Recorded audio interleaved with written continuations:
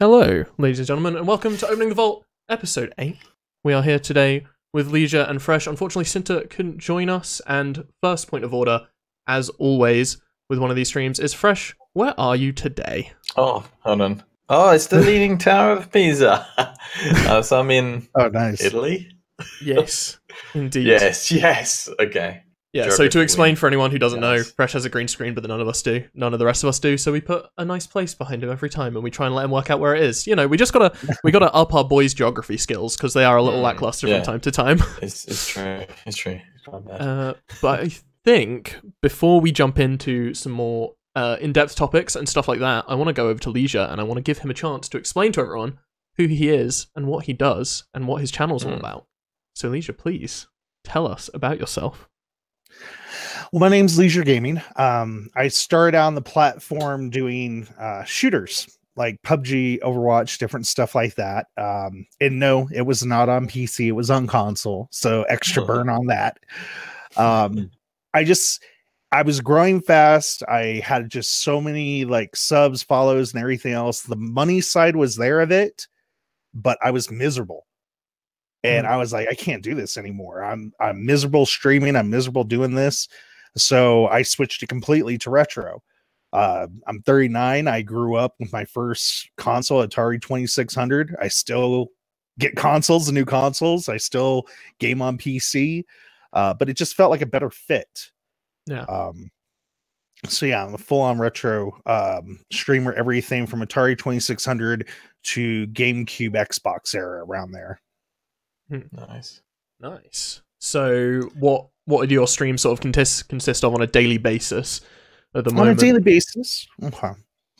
Well, we go through different games that I want to. Basically, I have point systems set up on my stream, not only through watching, following, subbing, raids, hosts, all that different stuff. You can gain points.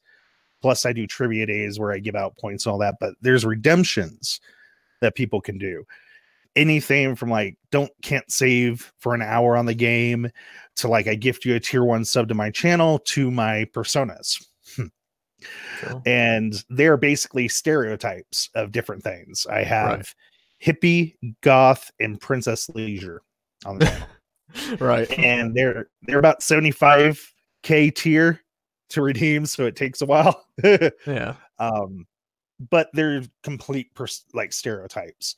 The goth leisure, I look like the Crow with full makeup, trench coat. I do the voice and the personas of each. It's just something to kind of get chat, interacting, just having fun and talking, basically. Nice, awesome, sweet. Yeah, I've seen some clips anyway. Yeah, we do. I think before we jump into some guest questions, let's catch up with what's happened this month, because I don't think Fresh we've talked about. You did a 24-hour stream and got some tattoos. I don't think we've talked about that yet on the podcast. Some tattoos? Some tattoos. I mean, it sounds more interesting if we say some tattoos. That's more interesting if you say some. Tell us about what happened with that.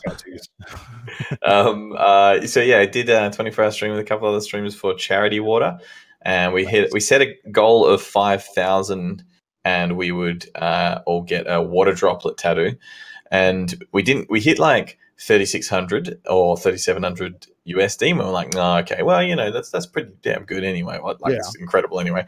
And then someone in chat was like, wait a minute, 3,700 USD, how much is that in Australian and New Zealand dollars? Because we're all from Australia and New Zealand. And we worked it out, and it was like, it was pretty much bang on 5K Australian and like 5,200 New Zealand or something. So we're like, all right, well, you know, we'll go with those rules because we kind of wanted the tattoos anyway. So I've got a little water drop now. Can you see it? Hell yeah! On the wrist, and it's pretty much all healed up. It's been like 3 weeks or so. So yeah, I'm a cool tattoo boy now. Is that the first tattoo you've ever gotten, or? It's my first tattoo. First tattoo I've ever gotten on my wrist. How did it feel? Oh man, it hurt so much. Like I think I went into it like thinking, oh man, people got to be babies. Like, you know, tattoo can't hurt that much. And then she started. And I was like, oh my goodness, like how do people sit here for hours doing this thing? Yeah. But a lot of people also told me that your wrist is, because it was like hurting. Like it was kind of hurting more in here. I could feel it like right through the bone. So people were like, oh, your wrist is really close to the bones there. And it's pretty sensitive. So. Next ones I get will probably be on my biceps, just it's not going to be so sore. Hopefully, yeah. Do either of you have any tattoos? With bone, it hurts a lot. I have one, or actually two of them right on my spine. So, and they're pretty big, you know. Yeah. So, yeah. Yeah. Mm-hmm. I haven't got any because I'm too incredibly indecisive. So it's like, yeah. I have an idea for a month, and I say in my head, if I have an idea and I stick with that idea for 6 months, I'll get it tattooed. But I've never, since for the last 4 years when I've been able to get tattoos, or however long it's been, I haven't had an idea that stuck for more than a month. So I've yet to get any. Yeah. Honestly, I was exactly the same because I wanted to get one for ages, and then but Prof Dog, the other guy I did the stream with, suggested it, and I was like, yeah, well, that's a great, like, it's meaningful to me, and I'm accountable to you guys too, so I kind of have to get it now. So yeah, it's cool. Yeah, for real. You have 4 tattoos, Leisure? Yeah, I have 4. What are your 4 tattoos of? Upper arm, and then basically, I'll tell you what they are real quick. I got a skull surrounded by Irish tribal, Celtic tribal on here. I've got over here I have a big thing with skulls, so bear with me. That's why I have the devil horns for my symbol. But like I have a skull gesture over here, and then on my back, I have a cross pierced through a heart, and with the ring of thorns like in the middle around it. My kids' names, Orion and Catalina. Oh, cool. And then I have a full, yes, it is a tramp stamp on my lower back because the whole width of the back. Yes. Yes. I admit it. Right. But it's anime style of a man and a woman, and their backs turn to each other. They both have different blades, and it shows right here on their chest that it's cut open. And then in between them is one heart, connected. Cool. And I got that tattoo right after my first divorce. So, because that's how I was feeling at that moment. Yeah. So all of yours, hopefully not a second will be coming. The wife's like, first divorce. Who you don't tell me about? Yeah. So do you get tattoos that mean stuff always? Is that the theme?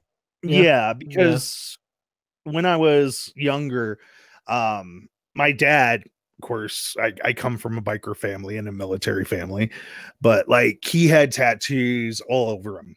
And one of the things that he always told me is like, really think about a tattoo you want, and not just something you want, but something you're going to look at maybe 30, 40 years from now and be still, that's cool.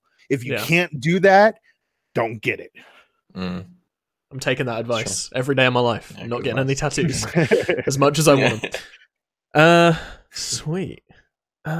So I think for me, what's been happening with you? Just TwitchCon. I finished my charity thing as well. And you can find the results of that on my Instagram and on my YouTube channel as me dressed as a woman. It's pretty fun. Very nice. But I managed to raise some money for suicide prevention, which is something close to my heart, which is pretty cool. And TwitchCon was freaking amazing. And also YouTube content on that as well on the channel. If you want to check it out, you can. There's no pressure, whatever, I did want to say my vlog that I made for TwitchCon. I don't know if either of you watched it, but it's 35 minutes long. When a normal vlog is probably like 4 to 10 minutes long. And I think going back, I would have made it like a bunch of different videos instead of one long one. Yeah, fair enough. It's like it's on YouTube, that vlog? Yeah, it's on my YouTube. Oh, okay. I didn't see. It's called cool. I don't know what it's called. It's called something to do with TwitchCon.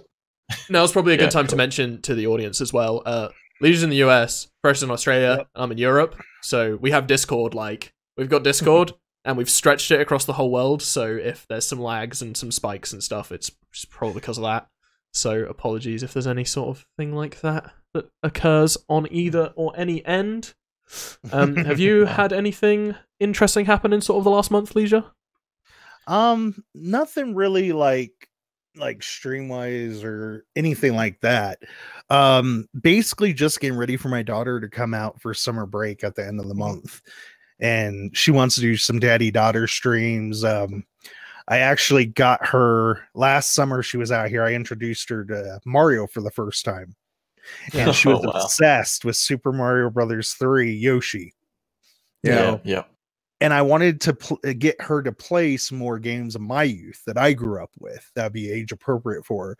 And she first stream, she's grabbing the mic, she's pulling it toward her on the boom arm. She's like not talking too loud. She's interacting with chat. She's paying attention to the stream, commenting on the stream, asking questions of the chat, interacting with me. And I'm like, you're a better streamer than I am. Daddy tips.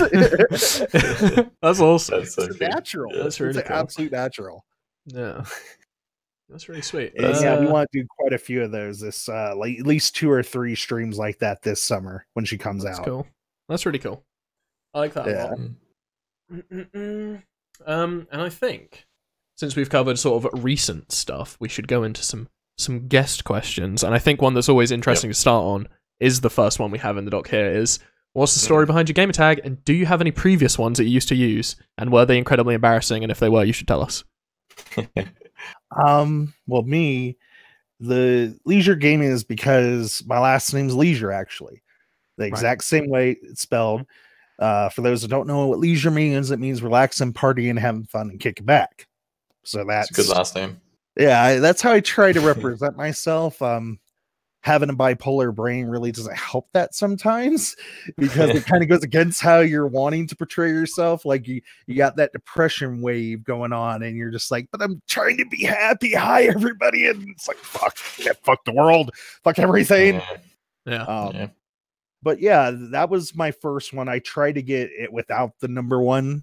But of course, some guy had it taken. He hadn't even been on for 2 years, and I'm like, "Can you just deactivate his account and give me standard? Yeah. When you make partner, you can get that changed. Apparently, though, you can get his account. That would be good. But yeah, I came from YouTube actually. I was on there from 2012 to 2016. Long time. At about a 25K channel. I did console Minecraft, Xbox 360 Minecraft videos for kids. And I was very much a kid persona. Yeah, kids Minecraft, yeah. I was very much like a Pee Wee Herman style. You wouldn't see my face. It'd only be the voice. Yeah. Like, I'm going to try not to, I'm going to pull this back a little bit just to give you guys an example of how I'd be. Yeah. But I'd be like, hey guys, what's up today? It's Leisure Gaming and we're doing some Hunger Games. Yeah, buddy. Shit like that. Yeah. It was like that through the whole video. It was very much a Pee Wee Herman, like mentality and persona. And I did that for a long time. And they started censoring, demonetizing my videos. I never cussed once. I never just said anything inappropriate. They just started demonetized all the way through. And I'm like, okay. And I kept repealing them. And then I finally said, you know what? I'm sick of Minecraft. I'm sick of being kid friendly. I want to play what the fuck I want to play. Because these kids, they wouldn't even let me play Lego Batman, for God's sakes. They wouldn't let me play any other game other than console Minecraft. I'm like, I can't do it anymore. I can't. Like, this little block of grass is enough. I'm done with everything being blocks. Yeah. So I left there, came to Twitch, where I could actually be myself. Yeah. Did you announce on your YouTube channel that you were going to be making the move to Twitch, or did you keep it separate entirely? I kept it separate. I did not want those kids following me. Hell no. Like, I can imagine a 7-year-old fan from my Minecraft videos coming to my stream. I'm there smoking weed from the ball and having a drink, cussing up a storm, playing a violent video game, just traumatize their little heads. Like, yeah, that's not something they need to see. Yeah, exactly. Yeah. I imagine it'd be very different going over to Twitch, because like you were saying before, YouTube's like that really high burst of energy while you're making the video, and Twitch is that like long streaming for a long time. Did you find it difficult to transition, or was it all right? I still do. Like, I still have problems talking in my streams when no one's chatting in the chat. Like, and I'm not trying to pull up numbers or anything, but just for example, I have like 15, 20 people in my chat and nobody talking for an hour. I'm trying to get interaction. I'm trying to talk to, I'm like, hey, how was your day? Like, what's going on? Tell me, talk to me. Nothing. Yeah. So then I'm there playing a game like Diablo 2, right? And I'm like, yeah, okay, I'm going to this dungeon. Take that, you skeleton. And eventually it just gets boring. Yeah. To the point I don't want to talk. Yeah. And then my mood goes down. I start getting depressed and I start getting focused in on the game. And then it's hard to switch back when people come in and are raid or chatting. And I'm like, oh, hey, what's up? Yeah. But it's very hard talking and interacting and being entertaining for 4 hours compared to the max video I think I did was about maybe an hour on my channel once. Yeah. Usually it was about like 15 to 30-minute videos. Around that time period. Yeah. So yeah, it's a sprint versus a marathon, and in this marathon that is Twitch, it's a different thing that you expect. You expect a conversation whilst also trying to be entertaining. Where in YouTube, you know what you're doing going in. You're like, I'm making this content that I'm going to potentially edit down. It's a burst of energy that I need to do. You know what you're expecting, and there's no variable. But when you're streaming on Twitch, the variable's there. So sometimes when it's on the lower side, it can really put you in that sort of game focused mood, let's say. Well, plus entertaining adults, going from entertaining kids to entertaining and having adult conversations was a huge jump. Because it's like I can entertain kids all fucking day. I do it with my daughter, like I love that kid. But like with adults, it's a whole nother ball game. Like I'm socially awkward as a motherfucker. The main time I get my social interaction is streaming. Yeah. That's when I can talk to people. I can interact. I can have fun, because I don't get out there very much. I have a lot of, like I said, mental issues that make it so I'm like, nope, I hate people. I'm not going outside. Nope. Yeah. Yeah. Sure. I feel you. You want to take the next one, Fresh? Yeah, so what was the game that got you into gaming / what was the first game you remember playing? Oh God. This is gonna really take me. A lot of people would not even know what this game is. Oregon Trail. Yes. On the Commodore 64 computers. Fantastic game. Yes. It was in all of our schools. They actually had the Commodore 64 computers. Yeah. And it was Oregon Trail on all of them. And I would go in after class, after school, and go into those classrooms and just play Oregon Trail all the time. Yeah. Nice. Hell yeah. What was the first game you started streaming was PUBG, right? I think? Yes. Yeah. But then that obviously we covered where that went. Yeah, I went to Retro in October of last year just because I need a Switch. Sweet. So you've already said that you do some streams with your daughter and such, but how does streaming impact the rest of your home and work life? Do you balance the commitments that go into your channel? Well, luckily I run some at-home businesses, so I don't have to worry about working an 8-hour shift, coming home, trying to fit in home life along with streaming. So I'm able to pick my hours when I want to stream, how long I want to stream.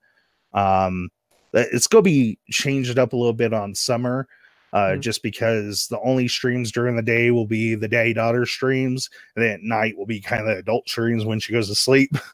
But yeah, it's a really good balance right now. Yeah. Who knows what the future holds? I could get full custody of my daughter. My other at-home businesses could really take off that I have, and then I have less time. But right now I can party all night, and then you know what? I don't want to stream at 2 p.m. I want to stream at 8 a.m. right now. Let's go live. Let's play some games. So that's cool. That's awesome. You seem to have struck the perfect balance for the time being then. And hopefully it's malleable enough to keep going into the future. Sweet. It's hard to grow Retro, but yeah, I'm having fun though. So that's all that matters. Definitely. To go on from that, do you ever think being a full-time streamer would be in your future? Do you think you could do it? Is it something you aim for, or is it just? I'd be happy, honestly, getting $100 a month to pay the internet bill. Yeah, that's what I look at this. Self-sufficient. Yeah. It's just as long as we don't have to worry about that one bill and this paid for it, that's fine. I don't ever expect to get big. I wasn't big on my YouTube channel. I doubt I'll be big on here, but I have confidence in myself, like that I know I'll be around for a long time. And I know that as long as I have a small community that I know is constantly coming in, chatting, having fun, and watching me, that's all that matters. Yeah. Yeah, and you definitely have that now. Every time I pop into your stream, you seem to have people, you know, a loving and sort of nice community that I know, because I don't come in a huge amount, but when I do, they always make me feel welcome, which is awesome. Which is really nice. I try to keep the trolls and assholes and all that stuff out of the chat. I don't want those viewers. There's millions of other Twitch channels right now. If you want to be a jerk and go to them, like I keep a very chill atmosphere. Yeah, totally. That's good. Take number 5, Fresh. Yeah. So this was an interesting one for us. So do you tell your real life friends or family about your stream, and do any of them watch you? My mom actually subscribes to me monthly. That's awesome. Twitch Prime. Champion. She doesn't watch me much because she knows what type of stream I run, but you know, she's a gamer. Cool. I've told my dad about it. My daughter knows, of course, that I stream and will be streaming with me. One of my friends know, like, that's like an online friend that I've known for about 10 years and gamed with, like, but he doesn't watch Twitch. Yeah. So like I would say that, nah. Yeah, cool. So is he? I know a lot of streamers. I think this is more the case with younger streamers. So sort of like between like 16 and 20, they'll be too scared to tell their friends and family what they're doing because they kind of find it embarrassing. But you're not about that life. You're open. Nah. Yeah, I think that's the best way to be. People like oh, crazy shit. I did have a kid find me from my YouTube channel. Speaking on that, right? Like he found me on Twitch. And luckily he was about 13, 14. So, you know, he was in his teens. So I didn't worry about cussing too much around him or anything. Yeah. But he's like, I just want to say, like, I'm glad that you're still going and that you're having fun. And I'm like, but shh, don't be telling anybody, please. I don't need that. Yeah. That's cool. But yeah, it's been fun. It's been fun so far. Yeah. That's really cool. Yeah. Nice. Do you set yourself goals to reach for like each year for your stream, or you just take it as it comes?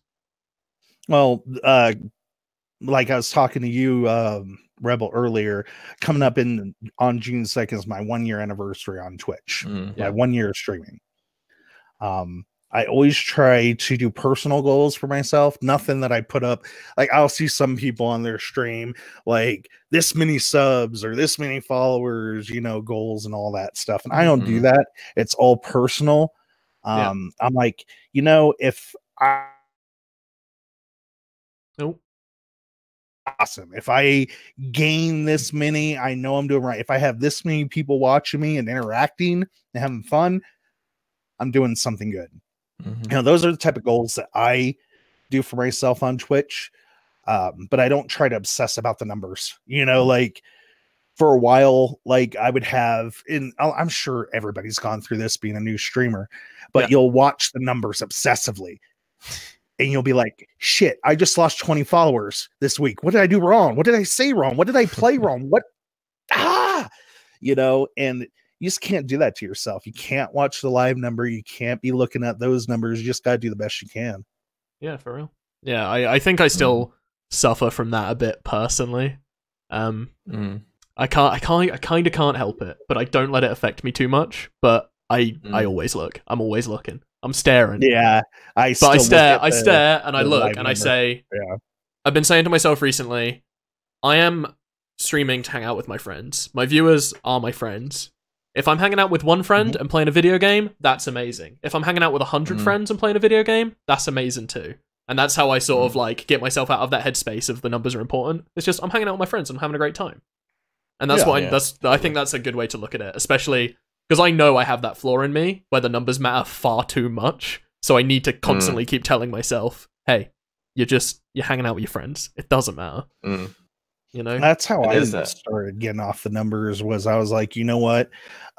Stop looking at the numbers. As long as you have a couple of people, because I stream for 4-hour chunks, but as long as you have a couple of people talking and chatting and having fun in that chat throughout the stream, you know, like you're doing good. You're interacting with your followers, you're having fun, you know, but when it's that like 1 hour, 2 hour stretch, no one's saying anything, you know, like I said earlier, it gets me. I've canceled streams before just because I get too depressed and no one talking and no interaction. I'm like, you know what? Let's get you guys over to this person. Boom.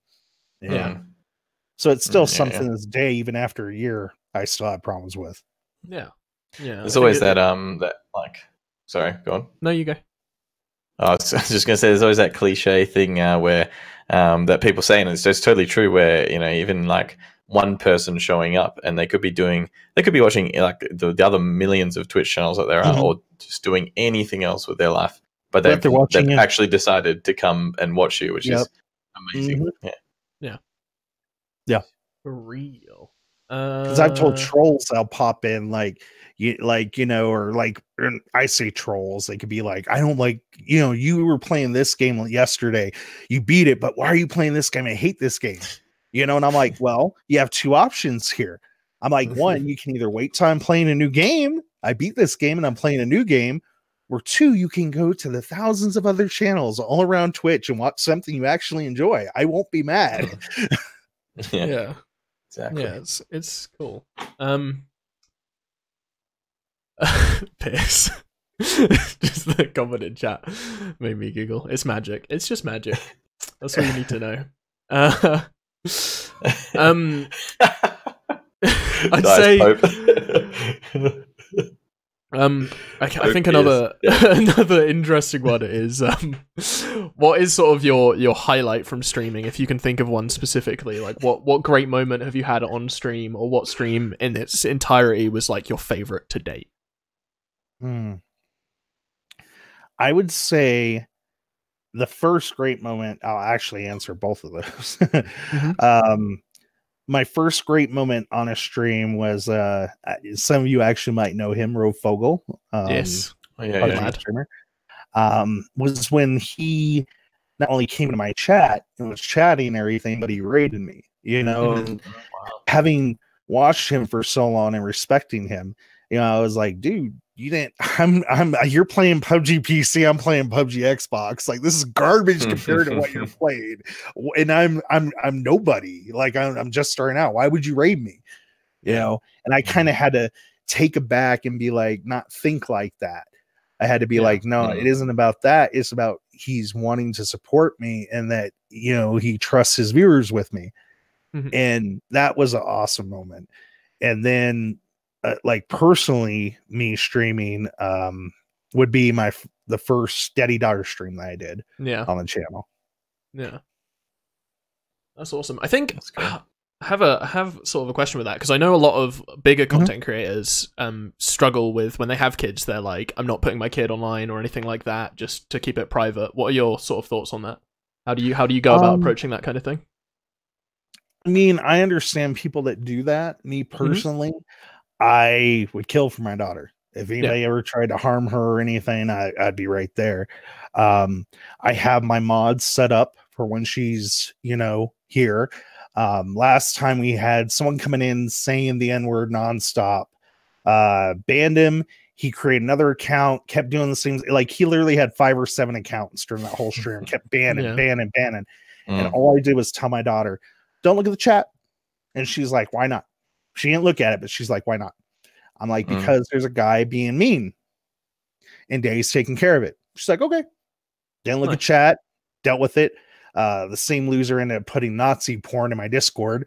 And I'm like, really? Like, why does that exist? I know. I've never heard of that before. With like guys with Nazi caps on or Nazi armbands. And I'm like, what is this? What the? Yeah. But yeah, I just make sure that she's protected, that she doesn't see horrible stuff. I mean, the way I look at it, when she's with me, because I only get her for summer breaks and winter breaks, that's it during school. Yeah. The whole other time she's out with her mom, living in Illinois. And when she's with me, I want to make everything kid style, kid friendly. You know, I know that the world is going to corrupt her. I know it. I've already seen it. She already deals with it at home all the time, the corruption and evilness, and I won't even go into that. But that stuff that she goes with my ex-wife. So when she comes to me, I want to make sure that she's in a bubble basically for a while. I mean, she's only 9. You know, I just want to keep her like, hey, look, it's Disney. Look at the Disney princesses, you know, keep that mentality for just a little bit longer. Yeah. Yeah. And when it comes to streaming, it's, you know, it's something that she wants to do as well, right? So you're like, oh, you know, no, and you she's just the one that wanted exactly. it. After that first stream, she's like, I want to do this lots with you, Daddy. And then she told me after the first stream, she's like, you know, when I grow up, I want to be a streamer. And I'm like, well, if it's still around, Daddy will help you out. I'll tell you what, you know, show you how to set up your stuff and all that. That's really cool. That's really, really cool. Well, it's nice to sort of have that something that you're both passionate about that you can do together. That's really, really lovely. Oh yeah, especially playing those old retro games that I grew up with. I can introduce her to that and make her a little gamer. I mean, she's already a gamer, but like more so where she's appreciating older stuff too. Yeah. You want to take number 8, Fresh? Sure. This is good. This is a good one. You get one piece of advice to give to new streamers. What would you say to a person just starting out on Twitch? Few things. I'd say one, whatever you're doing, make sure you're having fun. If it isn't fun, there's no damn point at all.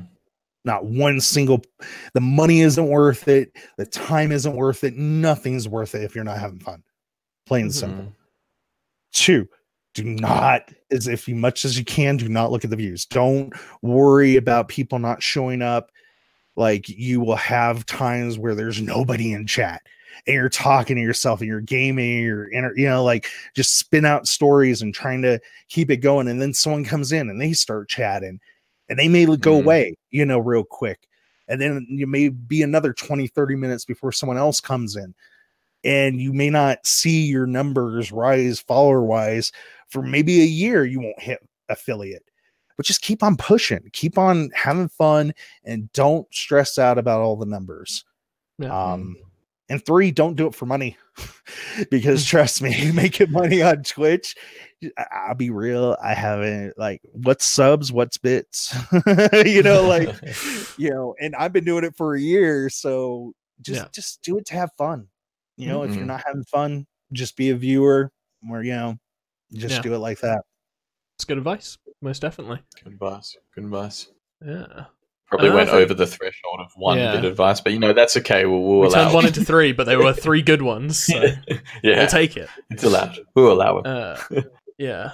I think something that I wanted to ask you about is sort of the technical aspect of streaming retro games. Do you have consoles that you stream from? Is it emulators? Walk me through your setup. Okay, first off, I unfortunately have a bad setup right now. My ex-roommate kind of got pissed off in a drunken rage one night and smashed my computer, the keyboard and everything. So I took it to Best Buy. They took it apart. Inside, the whole motherboard is fissured, like cracks everywhere throughout it. Wow. So, okay. when I was switching over to retro, I'm like, I have all my systems downstairs. Every single system and every single game I kept. I was not one of those fools that went into GameStop and was like, yeah, get rid of this good game. I need money. You know, it's like, no, I kept my good games. If they were crap, I trade them in. You know, or if they were easily being a no replay value, sure. But I kept the good ones, you know. So I tested out the SNES after that happened. Oh, yes, man. Lag, freezing, overheating, shut down. I'm like, okay, maybe it's just SNES. PS1, PS2, OG Xbox, everything. So I'm like, okay, I can't stream off my original hardware. That's what I wanted to do. So unfortunately, until I get a new PC, I gotta use emulators. Right. You know, but I don't stream anything I don't own. You know, I'm not a pirate. That's something very important to note to anyone wanting to stream any games like that. You need to own a physical copy if you want to emulate. Definitely. How do you prove that you own a physical copy? Do you have to, like, is there a way that they do that? You know what I did on stream? I went through one whole stream, 1 4-hour stream, where I showed every single system, every single game, because I had so many people coming in and being like, you're a pirate, you're an emulator, you don't care about games. And I was like, you know what? I'm sick and tired of this shit. So I just did That's that good. one stream. Save that VOD. Put it in the archives. Yeah. Because I get that stuff all the time, especially with the retro community. People coming in, are you streaming on original hardware? And I'll be real with them, like, no, I'm not. I'm using an emulator, but I do own all my systems and games. I just can't because of my current computer. And they're like, okay, whatever, and they bounce. Yeah. You know, but I would rather be honest with somebody right now than tell them, no, I'm running on original hardware. Yeah, look, here's, because I'll have the controller, you know, hooked to the USB. I'll be like, see, here's the controller. I could easily fool people, but that's not what I'm about. You know, and if like I get less followers for it or less hosts, raids, whatever, or subs or all that bullshit that I see everybody else using original hardware in the retro community is getting, so be it. I got to do what I do until I get a new computer. Yeah, you know, I got to tough it out. Yeah, needs must. Yep. So would you say the retro community is kind of elitist when it comes to that regard? How are they as a community? Because it's something that I don't have a lot of experience in. I would say literally about 70% of the retro community is real hardware or nothing. If you emulate, they look at you like garbage. And it's been very hard for me to grow in that community. But there's a lot of people out there, though, that are like, I tell them, even the people that are like that mentality, I'll tell them my situation. They'll be like, oh, I completely understand. You know, like, you know, and you've shown your games, you've shown your systems that you stream, you know, like, you're good, you know. And I still get some, though, that still like trash me, you know, behind the scenes, and, you know, don't send hosts or raids, or they don't show up in the chat. They'll just completely ignore me just because of that aspect. Right. You know, but like you said, I got to do what I got to do. You know? Yeah, for sure. There's no other choice. Either I do this or I go back to playing PUBG and being miserable. You know? Yeah.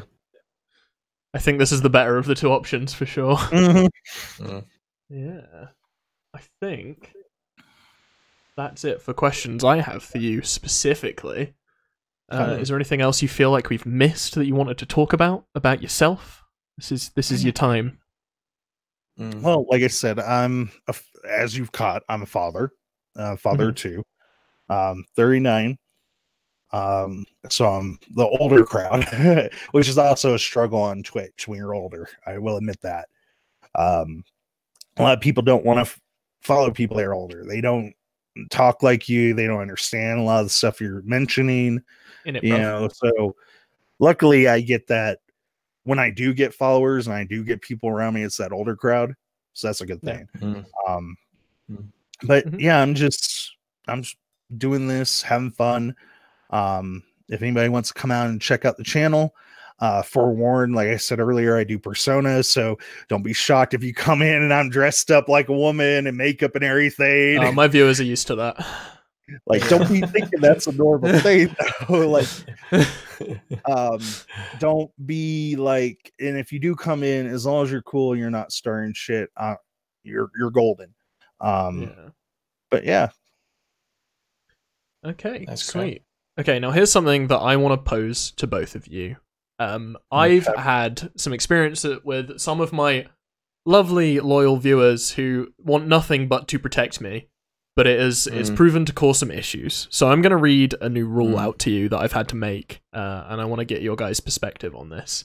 Great, love it. Okay, so this is a new rule that I've made. It's a long one, because I didn't know how to phrase it shortly.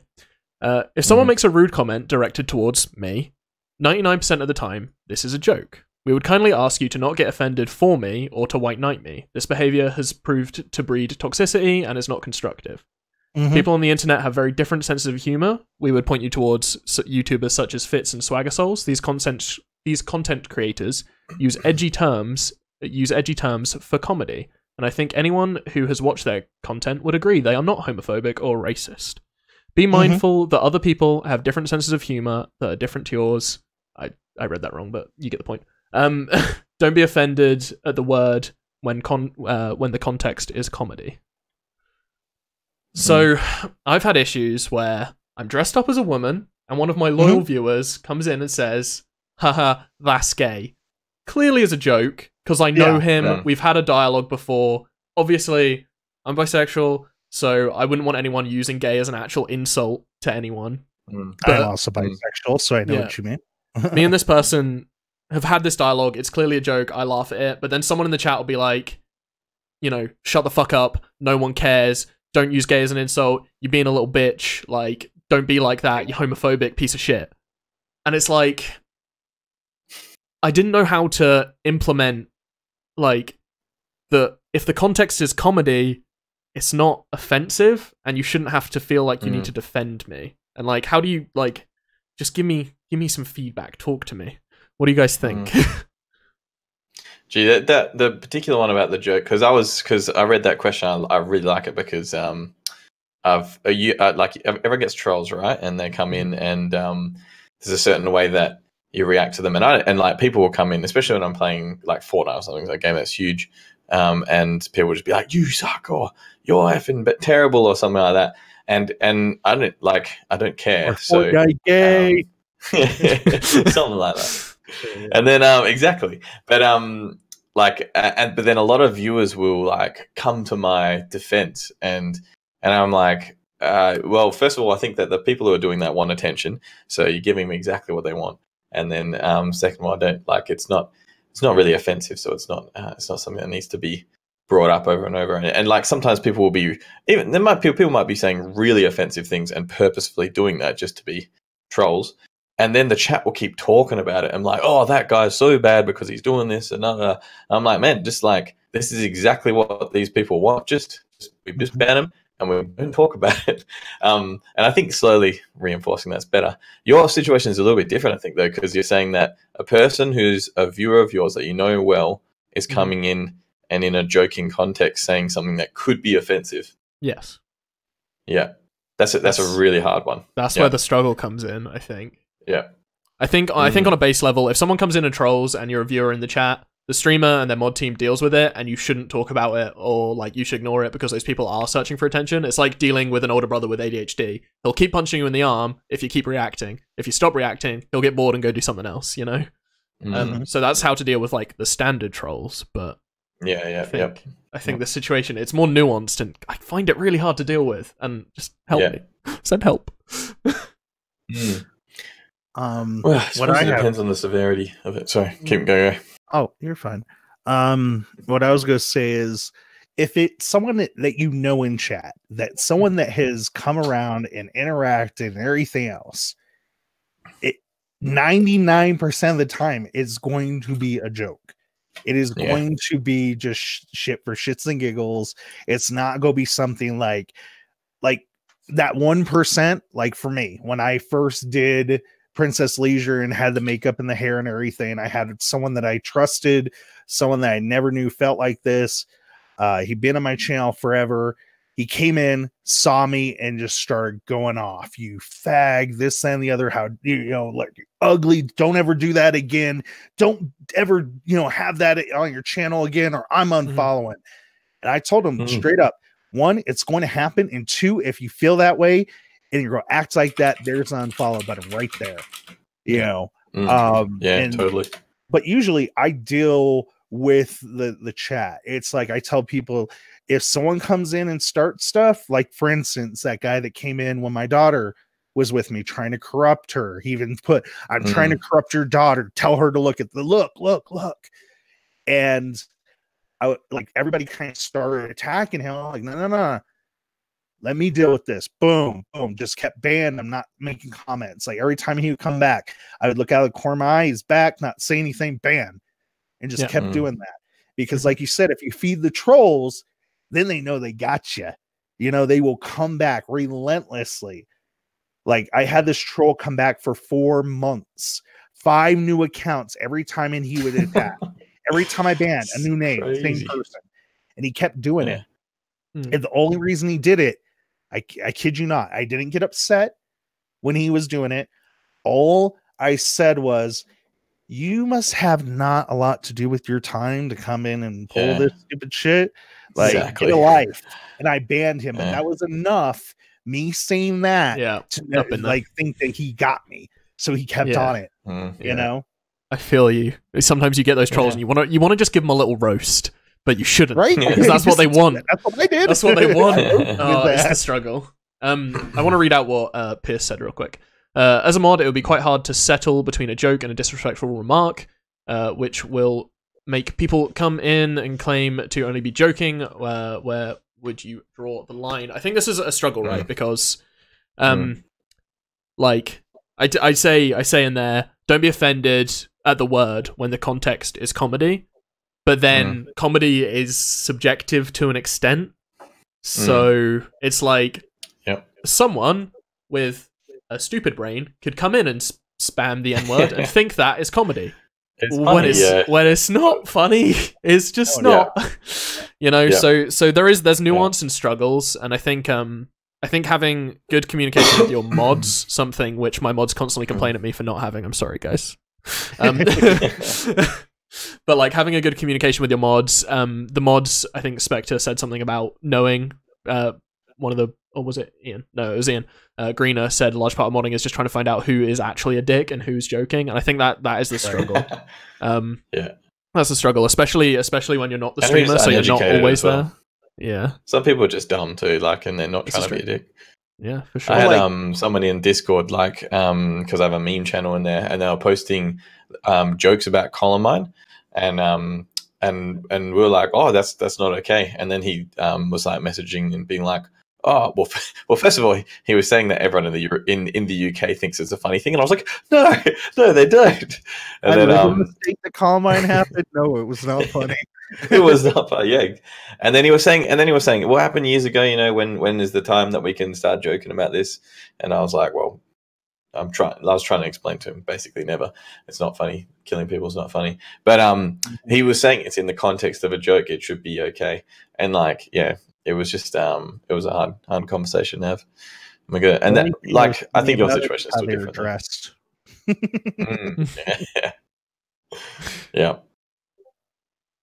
But yours it's a different one, and it depends on the phrase. And then at the same time, even if someone comes in and so in your exact context says that's gay, I would think that that's fine for you, fine for your community. But if like a new person was there and they were particularly offended by that, it would be a bad thing. So maybe it might be, maybe it's appropriate to say offensive jokes are not okay, and then you have to try and work out what's an offensive joke. Far out, bloody internet, man, it's too hard. Let's all give up. I quit. No more streaming. I quit. I think that's the perfect response. Let's all just give up. It's too many rules.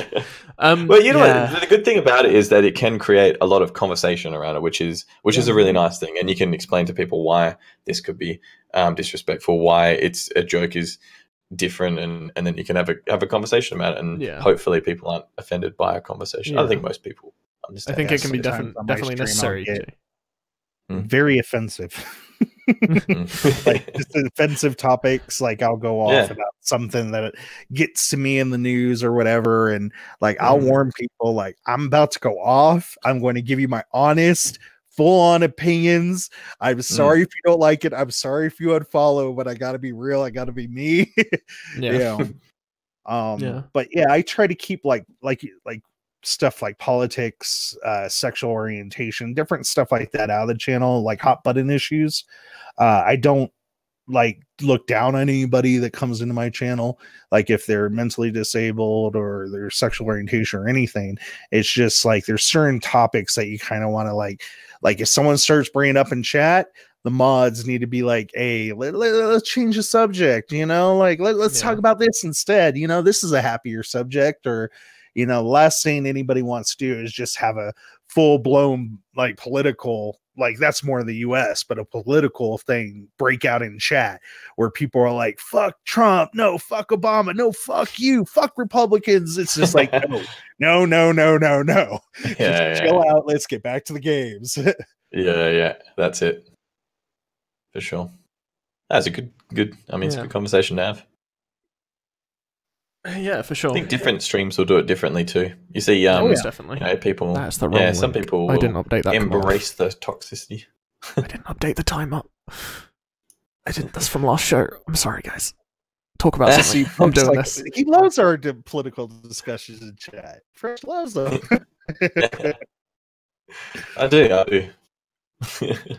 As long as you can keep stuff civil, if you talk about a hot button issue and everybody's okay with it and nobody's getting hurt feelings or attacking each other like a whole bunch, then it's okay. You know, you just got to watch that line. You know, you have to be diplomatic about how you go about things. I think that's one of the skills you have as a streamer. What they call central, which is non-bias. Like if you have your own opinion, state your own opinion, but be open to hear someone else's opinion. Don't be so closed-minded where you're all like, nope, this is all I think, and that's the way it is. And if you don't believe in me, then fuck off. You know, you can't be like that. You got to have an open mind about stuff. I mean, in general life, you just shouldn't be like that. So streaming should be pretty similar. Yeah, that's good. Fixed. Very nice. And I suppose that's the same as so how to react to trolls as a viewer and then getting offended for the streamer before they address similar.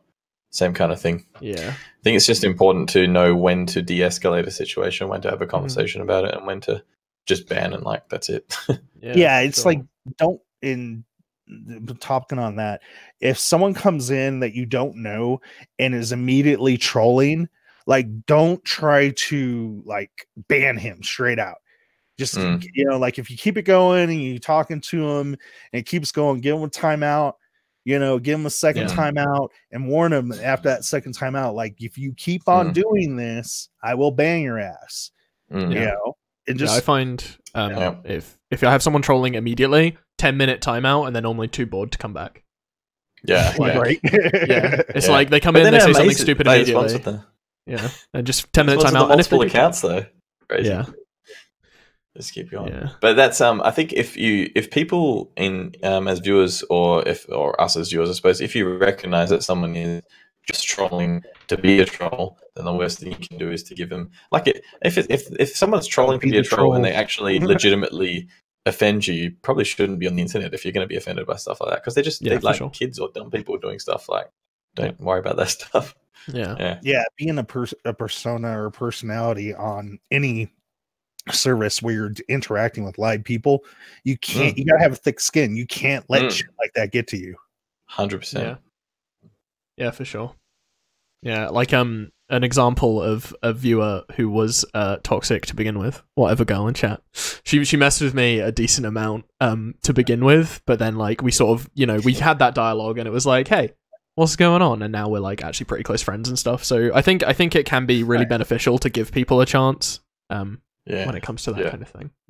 That's what I said. Like, you do the timeouts and, you know, try to talk with them each time, you know, like, but if you just see someone straight up comes in your chat and says the N-word, you know, you time out or whatever, you know, because you think that's, but if they keep on, it's just like, nope, ban.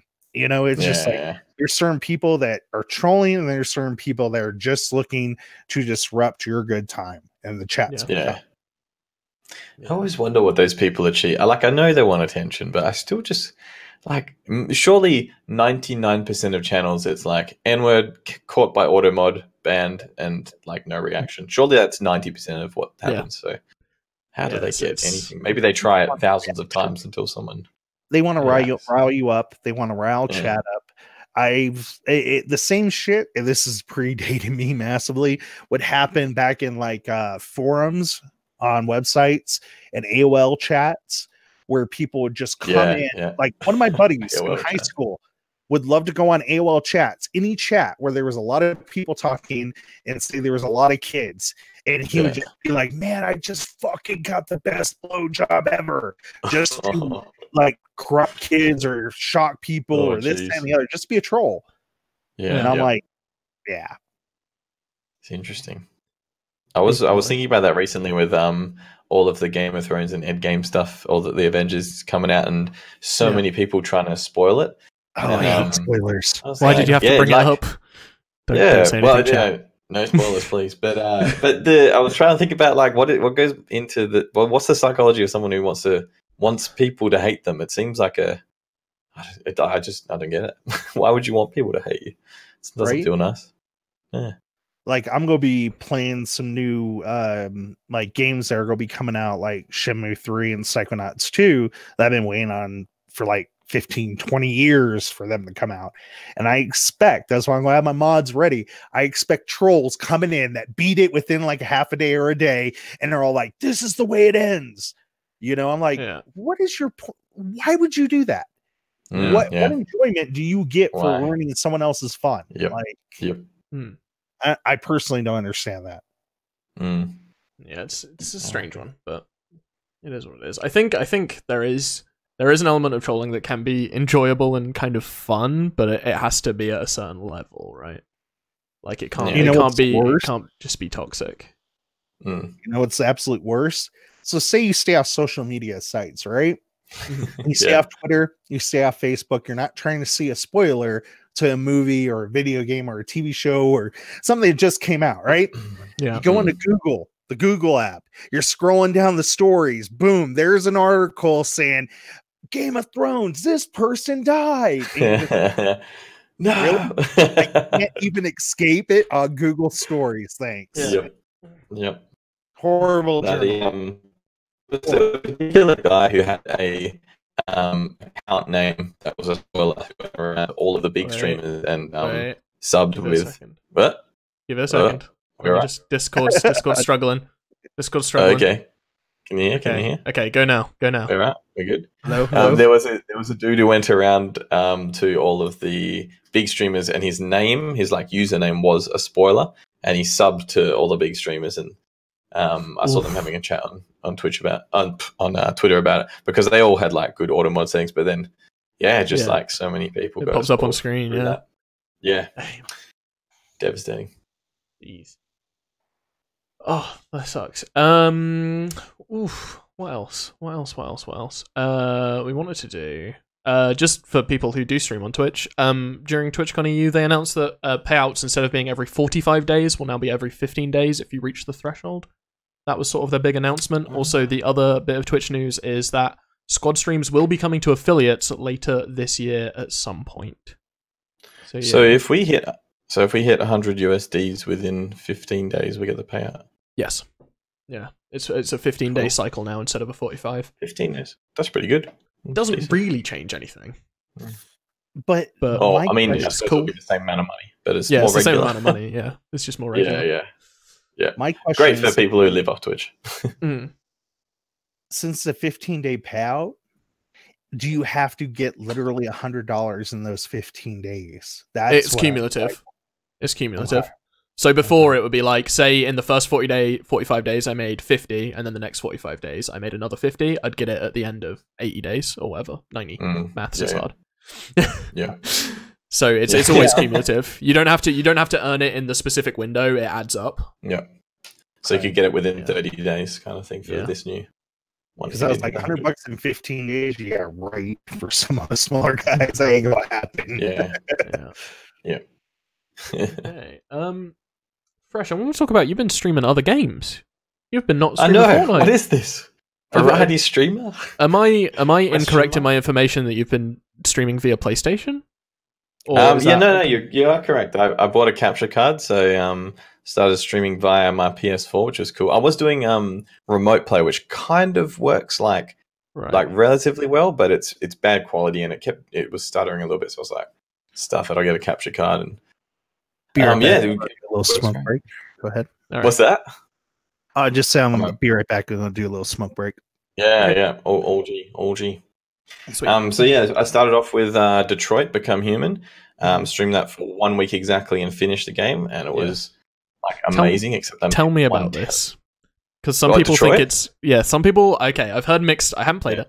Some people say it's trying way too hard to be deep, but it's actually really shallow. And some people are like, man, it really asks some really good questions and actually means a lot. There's a lot of mixed information.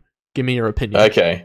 No, it wasn't deep. It was pretty shallow. I don't think it tried to be deep though. I think it just had fairly, the rhetoric of it was a racial tension, I suppose, disguised as android tension, and it was pretty standard. Yeah, it didn't try too hard on it though. Like I didn't feel it was that bad. It presented it. It just didn't explore very much. Like you have this amazing concept of AI basically, and it just kind of took for granted that they had developed AI. It didn't really explore that concept too much, which I would have liked them to go into. So that was where maybe people are saying it's a bit shallow, and they probably focused different things. It's not a overly like gameplay game because you most of the time you're just essentially watching almost cutscenes and pushing like buttons to react. But there was like a lot of what do you say? Like a lot of consequence behind it if you didn't hit the buttons in the right timing, because you would kill your characters and that kind of thing. So right. Yeah. It was cool. So like I really enjoyed it. I find story games difficult because I don't want to talk over the cutscenes, but sometimes the cutscenes are like 15 minutes long and I just haven't said anything. How do you get around that, or do you stay silent? Do you comment? What's the? Yeah, I just talk. I'm just talking all the time. I think I put subtitles on, so if people didn't want to listen to me too much, I can read the subtitles. And most of the time, I'm talking about the cutscene and just joking about the stuff going on. Yeah, but it was really good. It was one of those like kind of Last of Us games or Drake games where you get pretty involved in the character and you're like, "Whoa, this is you like get pretty invested in their storylines." And I did like. It's a choose your own adventure kind of style game where I think there's like maybe 50 different endings you can end up with or something. And my one was almost really, really good. I think I made literally one really bad decision right at the end because I kind of misread what they were saying. And I won't say it because it will spoil it a bit. But it was just like, after I did it, I was like, oh my, what am I doing? I almost just wanted to like play the whole thing again to do that one decision different. But, whatever. The rest of it worked out really good. And really enjoyable game. Graphics amazing, and it was cool to watch. And it was actually really nice to. It was like watching a really long movie with my community, and we were like, and people came. Like Lexi came and was there like every night, and she was watching because she can't stay because she has school, so she can be there for like an hour or two, and then she would watch the VODs to catch up during the day, and we'd be like talking about it on Discord and stuff. So it was really cool. Yeah, I really enjoyed it. Yeah. So that was the first one I did. And then I did, then had a week of Fortnite to get back into it. And then I did Mortal Kombat for another week, and I've kind of been playing that again recently. Mortal Kombat 11, which is a pretty cool game. I don't really play too many fighting games. I wanted to complete it on the hardest possible difficulty, but it was ridiculous. It was like I couldn't even get like a few hits in one match. And I spent like an hour on the hardest difficulty getting beat like the crap beat out of me by this chick. So I put it down one difficulty, and it still takes me like an hour or an hour and a half sometimes to beat one person. But I like the challenge of that, I guess. Yeah. So Mortal Kombat was cool. Games. Awful. Yeah. I'm not a great enemy though. It's fun. I gave up after Deception. I was like, no more. The last one I played was Tekken 2 on the PlayStation 1. That was like the second game I ever. So good. I played the hell out of Tekken 2. Oh my god. Yeah, Tekken 2. So hell good. Yeah. I remember breaking controllers over that. No? Great game. I was more into Street Fighter, Mortal Kombat. Oh, yeah. Primal Rage back when they were out in the arcades. I like it. I like fighters that have like a little bit of something different. Like Virtua Fighter. Fair enough. Because if you're just playing like Soul Calibur, Tekken, different stuff like that, it's just so basic by the numbers, a large part of the time. I like a little bit of pizzazz. yeah, definitely. Yeah, so Mortal Kombat's cool. Mortal Kombat's fun. Sweet. I think the only fighting game I've ever played is Tekken. I don't think I've ever played a Street Fighter or a Mortal Kombat, like ever. I played Smash Bros, which isn't really a fighting game. Like it's a fighting game, but it's not really a fighting game. Yeah. And then Tekken, and that's like the only two I've ever played. What else? Have you done any other games? And then I did Days Gone for like 1.5 streams, but that was a great game to start, but then it just got boring really, really quickly. So stopped that. I actually can stream Coda again last time, and World War Z, which was I got that free on the Epic Store because I've got a creator code. They just sent it to me free, and I was like, wow, that's sick. Like apparently Epic gives you one game every month free, just random game, and World War Z was an amazing one to get for free. So hell yeah, because that like just come out as well, hadn't it?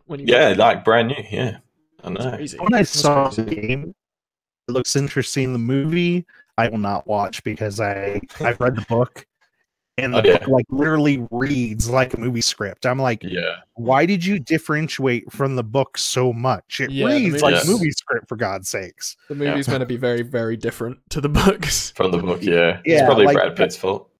You got zombies jumping like the Hulk, doing leaps across the city and shit, or piling up on top of each other like a pyramid, like a cheerleader pyramid. I'm like, what? No. Yeah. What they actually do in the game with the zombies is pretty cool, because you do get those hordes of like hundreds and hundreds of zombies in the game, and and they do sometimes do that like clambering thing up, like that they're doing, like smash against walls. They're almost like water, just like a river, like these zombies. Yeah. It's really cool. It's it's surprising how well the game handles it. I heard someone say it's a lot like Left 4 Dead. Is that true or no? Yeah, I think that's a fairly accurate. I haven't played Left 4 Dead.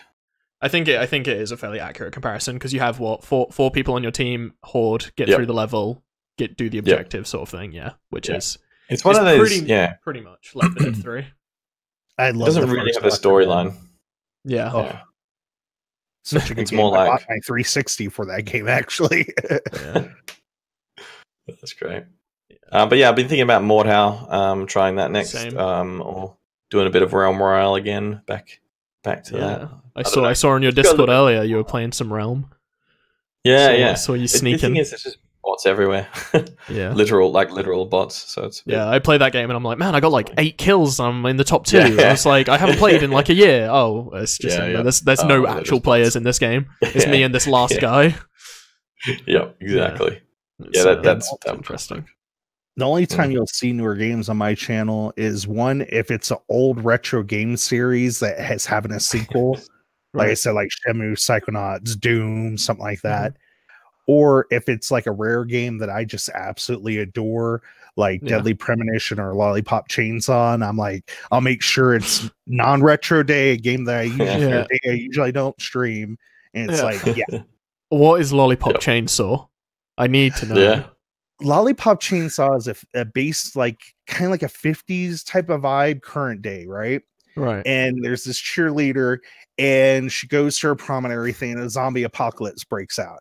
So her boyfriend gets like decapitated. He's a talking head here, like at her side and everything. She's going through the game, like trying to like destroy all the zombies. It's very anime style with tons of combos and like kicks and everything, and it's just very over the top. Okay, yeah. Sweet. It's made by Sweary. Very interesting. Or not Sweary, Sudo 51. Yeah. So, do you have any like ongoing playthroughs you're doing on your channel at the moment of any retro games?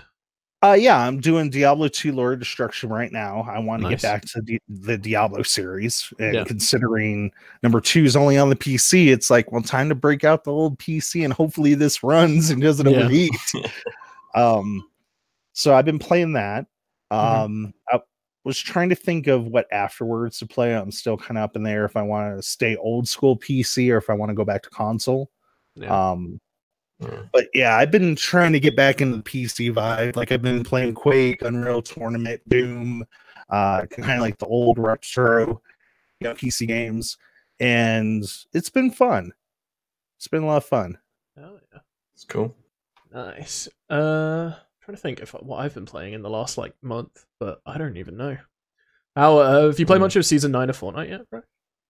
A little bit. I just I think when I played Detroit, I was like, I really enjoyed a game that's different to Fortnite, so I stopped playing it for a little while. But when season 9 hit, I played a few games. Yeah, it's different now because of the removal of the pump. Definitely changes it a lot.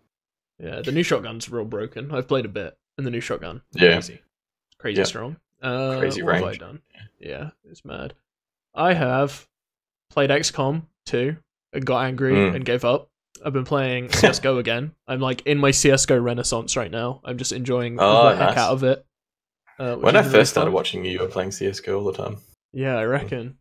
Yeah, and like back in 2014, I used to play CSGO all day, every day. Like before I streamed or anything, I would just play CSGO all day, every day. And now I'm kind of getting back into it. Playing some Uno with viewers. That's been fun. Just firing up the Uno and getting people in and just talking about stuff. Nice. That's been good. Nice. But other than That's that, cool. that's about all I've done. I actually streamed some Fortnite the other day as well. That was pretty good. Oh yeah. Oh, yeah, I saw your clip. Killed like 3 people in a second. It's crazy. Hell yeah. I'm still Record. still got it. Still got it. You 5 still kills got and it. 5 kills Still and got it. tilted. I'm out there. You still got it. Yeah, nice. Yeah, no, it's been fun. But other than that, I haven't really been doing anything. Oh, I did some Twitch sings. That was really bad. That would have been bad. I'm glad I didn't see that. It was really bad. It was awful. That's great. Speaking of like Awfully bad. like Twitch scenes and stuff like that, Oh. one question I wanted to ask both of you, actually, haha, the guest has a question for both of you. Oh no, What I is wasn't this? ready for Get this. Him off. Get him off. When you're streaming, how do you keep your followers interacting? For instance, marbles, scribble, watching an old movie together, listening to music, doing trivia. How do you guys keep your chat interesting and coming back and interacting? Good question. You go first. I think we both might use a similar tactic of the question of the day. I find that works pretty well. Yeah. Completely ripped from Ashney's idea, and literally just have one question that I think about at the beginning, and try and make it like not just like. I mean, you can make it. Some days it's just like, do you like what's your favorite color or something? But it's nicer if you have one that's a little bit deeper, and then you can create a bit of discussion around each answer. So then people come in, and I have a lot of people that come in. And they're like, what's the question? I can only be here for a few minutes, so just tell me the question. I want to answer it and want to talk with people about it. And then they go, I'm like, oh, they're actually coming for the question. And then, Yeah, so that's I find cool. that is a good tactic as well. I get quite a lot of people who do that as well. I feel like my questions are a lot less deep than yours, though. Mine more often than not, are just like, so do you like pizza? Yes or no? I'll just send you my site, honestly. I literally just Googled like 100 deep questions, and I'll just go through from 1 to 100. Yeah. And then the people that say no, that they don't like pizza, you ban them from the channel. They get a year timeout until they come back and tell they have a 500-word essay on how they like pizza now. Right. Yeah. Speaking of pizza, I actually have someone I follow that has a pizza emote for. Yeah, there you go. Exactly. It's perfect. It's all Nice. coming together.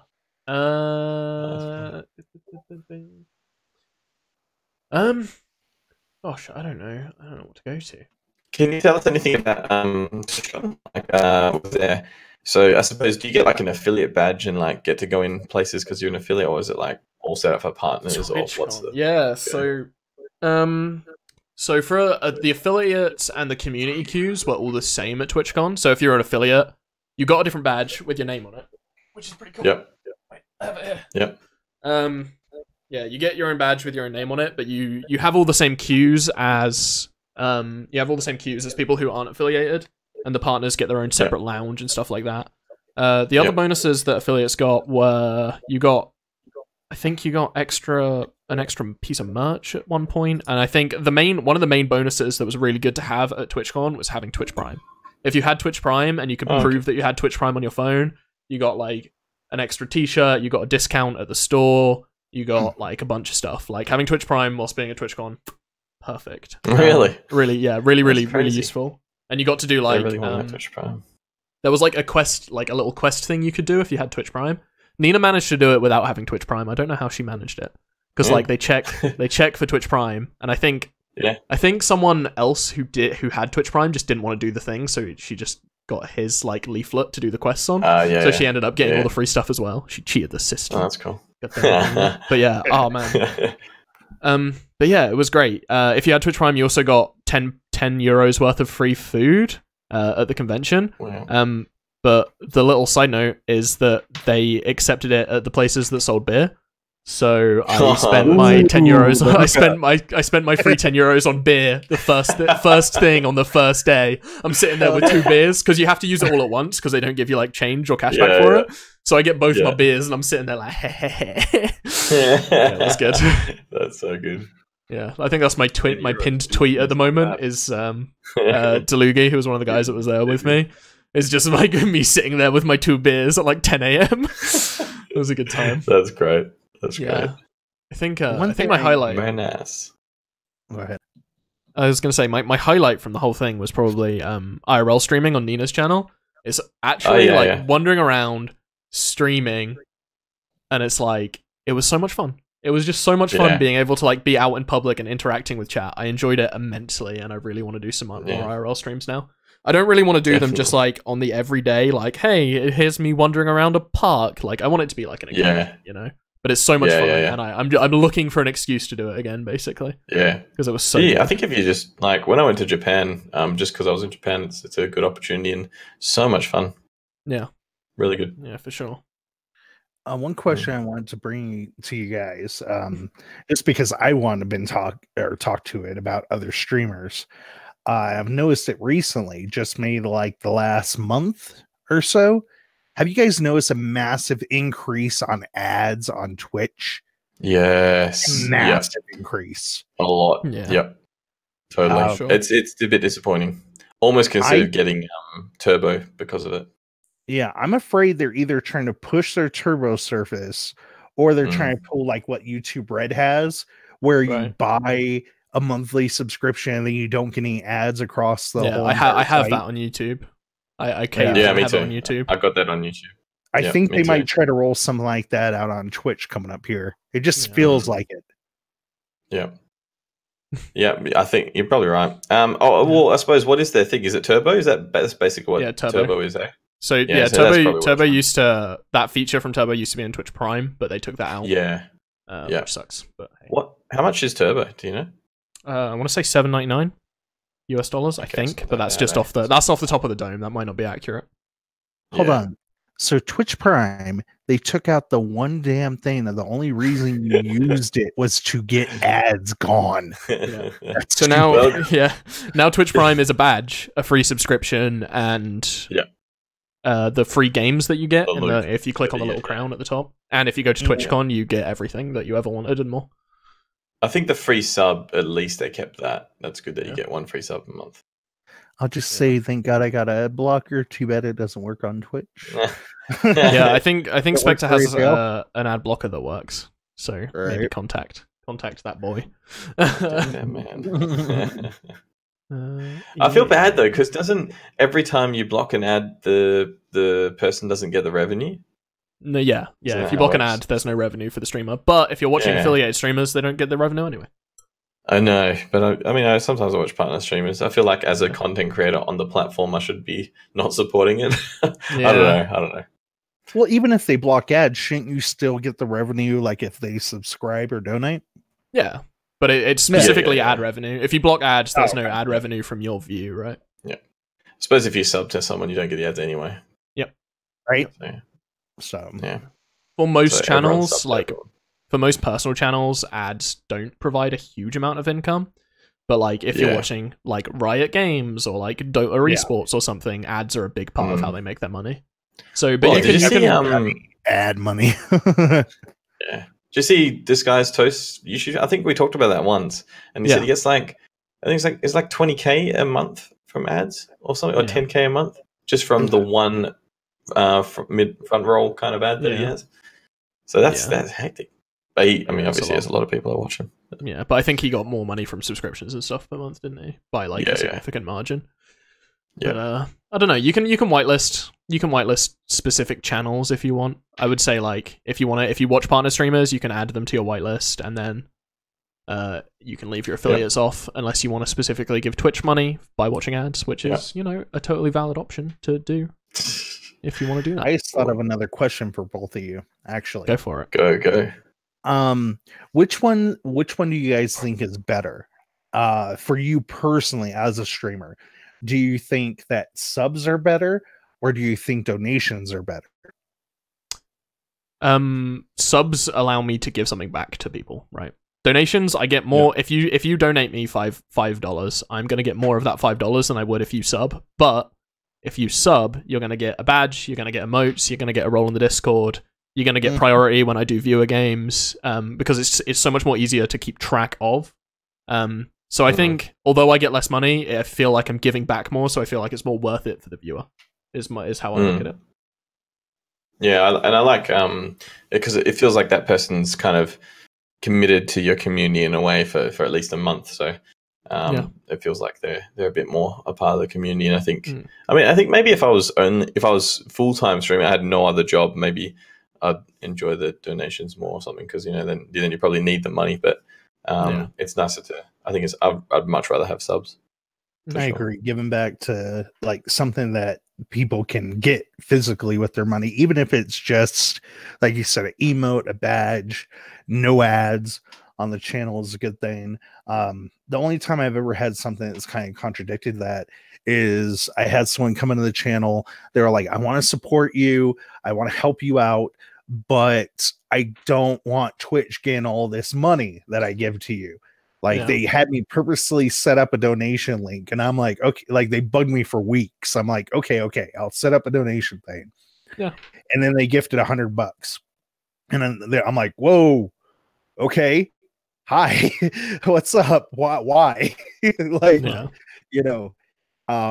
and that's something I also got to watch out too, is like when you do donations, you get people like gifting fake stuff, and then like doing refunds and everything. Or if they gift you something like that in donations, I had another person that basically was like, hey, I just gave you $100. I own your channel. I choose what you pick for the next 5 months and what you play. And I tell you what to do. And I straight up refunded him and banned him. I would have just banned him. I wouldn't have refunded it. On my channel. Yeah. I wouldn't have refunded it. I would have just banned him. Because you can't, like, for donations, you're not actually like legally allowed to refund them.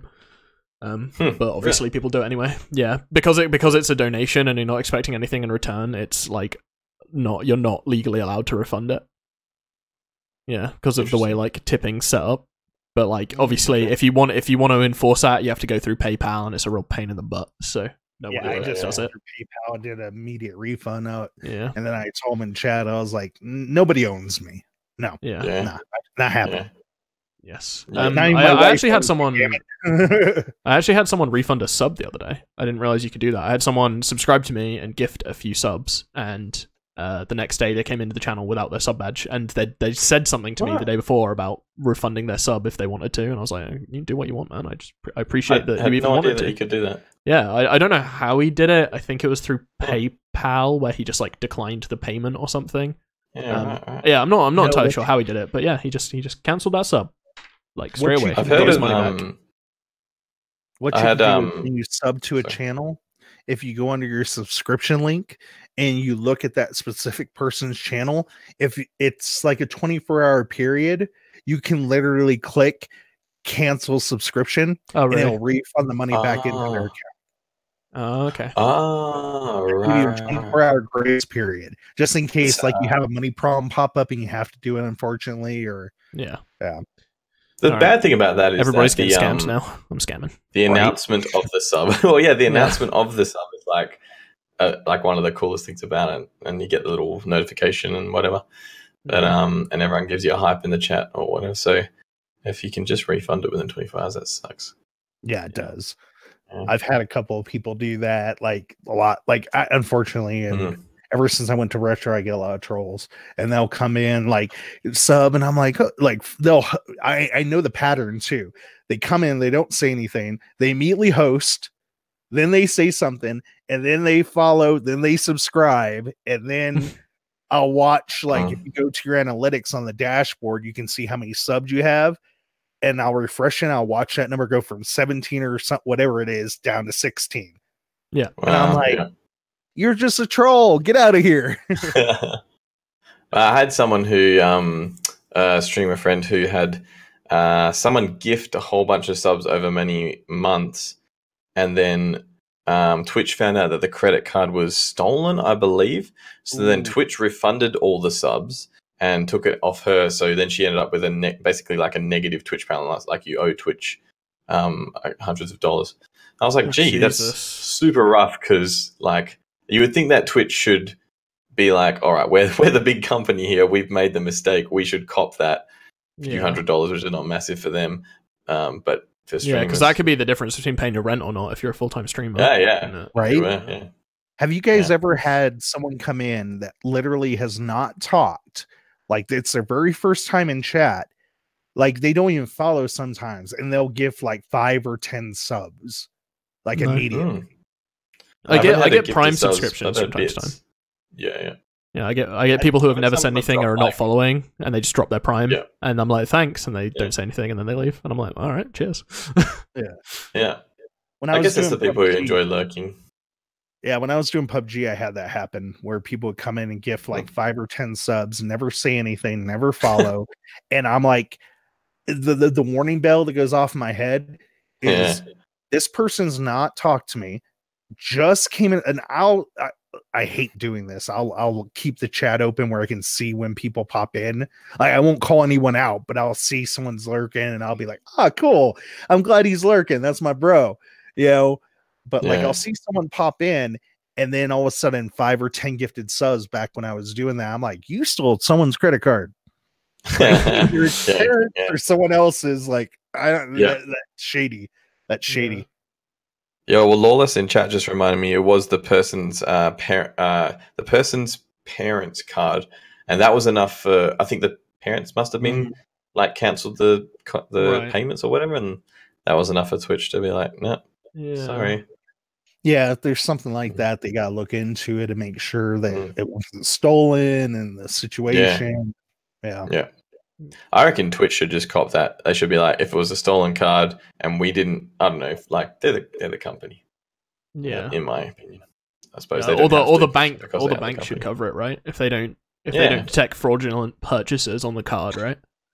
Yeah, then the bank should comp the cost. Does that work? So that someone goes and buys stuff from stores, do the stores get, the stores keep the money, I assume? I have no idea. I have literally no idea. I would assume that's part of the bank's responsibility to, like, your card was used here, and then it was a stolen card, but we let the transaction go through because we're the bank. So here's the money, but god damn it, It'd be really dog if Twitch kept the money still and refunded the streamer. I don't think they'd do that. Possibility. You'd hope not. I'd hope not. Yeah, that'd be messed up. One of the things I know about banks, at least here in the US, our Amazon account got hacked. Not sure how. We don't go on any shady sites. I have virus blockers and all this shit. That a few times today. I think you guys some shady sites. And they went off and bought like about $800 worth of stuff around that, right, baby? Or 500. Sorry, 500. Wow. And made our account overdrawn. And we had so many fees and this and the other. We immediately called up the bank, and basically what they said is since your card was stolen, we're going to refund your bank account. We're going to refund the fees, everything else. It was on our end. We allowed the hacked. I ended up finding out that like 1,000 accounts got hacked that through their personal shit, and we were one of them. I'm like 1,000 out of all the accounts that Amazon has. Man, I hit the lottery, And they refunded the bank, and they refunded me. And that the stuff that they got, they said when I talked to them that even the people that own the merchandise got to keep the money. So like PayPal basically covered everybody. Yeah, that's good. Good guy, PayPal. They got enough money. They got a lot of money. Hell yeah! All right. I don't know if there's any other topics we've had, and there's not been any viewer questions, but have you guys got anything that comes to mind that you wish to talk about? Has chat got anything? Games I should play? Any good games you should play? Ooh. Yeah. I'm thinking about Mordau. I've been looking at it. That Leisure? Yeah. I've been looking at it. I really enjoyed Chivalry, and it looks like just a bear Chivalry. So I don't know. Yeah, it does look like a better one. Yeah. Yeah, for real. I'm gonna give it a shot. Yeah, I don't know how much it is. I think it's like £30 right now, or 30 US dollars, 40 something Australian. Like so yeah, makes sense. Yeah. Oh, I got a good question for you guys. A lot of these that I have are kind of like other streamer questions. To get opinions.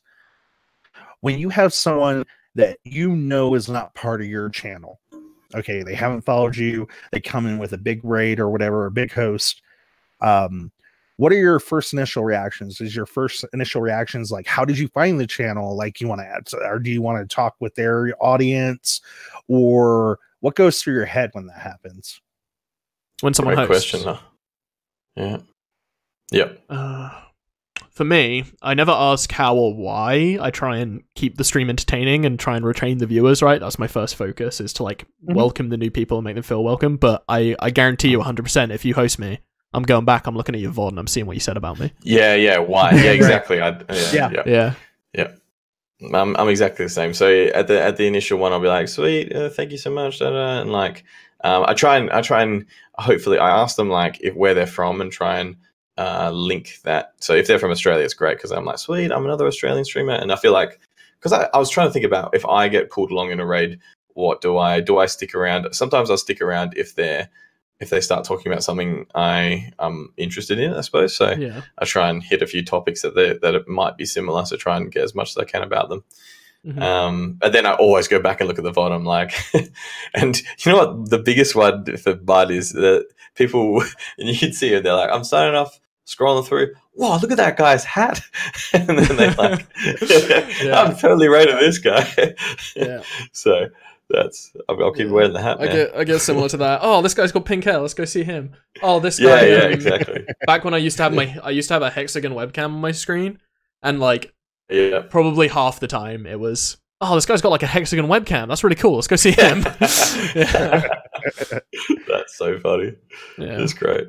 What about you, Leisure? So yeah, I think it's just kind of like, I suppose, the reason why people find you. So the reason's not super important for me. It's more trying to entertain people who come along and say hi. Yeah. Me, I first kind of interact with the people that come in, just like, hey, thank you for popping in. You know, like I would thank the person that like rated or hosted. Then as people pop in and say something, I'm like, hey, you know, Pizza Face now 2-0 or whatever their name may be. I talk with them, you know, and then I ask, what were you playing? You know, to the person that rated, you know, tell me about your experiences today. Did you beat a game? Not? What's going on? You know, and then I'll get back into the game, interact with the chat as they come through, you know, the streamer that came in, talk with him. You know, usually it's just like a quick interaction and then a bounce, like, hey, I gotta go, I gotta eat dinner, or I'm gonna go relax. Like, no problem. You know, and then after the stream, I'll go back and check those people out that rated and hosted. And I'll like look at their channel, and I'll be real with you guys. If I find the channel and it's just not either something I watch, like say if they're, oh, no offense, but a Fortnite streamer, I'm not into watching Fortnite. That's all they ever stream and will never stream anything else. I'm like, no, that's cool, you know. Or if I just don't like their personality and everything, you know, or if I find them boring, I'll be like, well, that was cool that they rated me and hosted me, and then I'll pop in and talk to them in their chat and everything, but I'm not going to follow, you know. Like, it's just like, you could tell when people, I mean, you can really tell by the comments they leave after they rate or host when they're just trying to get your audience. You know what I mean? Like, you know, to check them out, or if they're just trying to get a follow type for a rate or a host. But if I enjoy the person that rated me and I enjoy their videos and their personality and everything, I'll follow. I'll go into their chat when I'm not streaming, talk, hang out. You know?